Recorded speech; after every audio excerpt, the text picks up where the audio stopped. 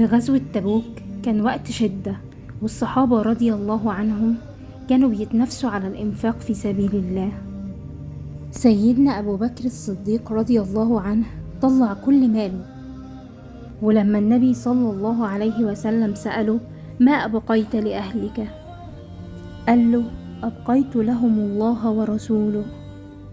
كان خايف على المسلمين أكتر من نفسه، وكان عنده يقين إن اللي هيدي ربنا عمره ما هيخسره.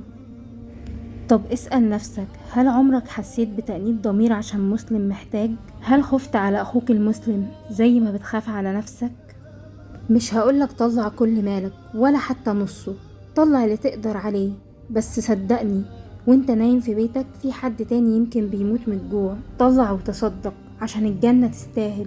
والنبي صلى الله عليه وسلم قال: ألا إن سلعة الله غالية، ألا إن سلعة الله الجنة.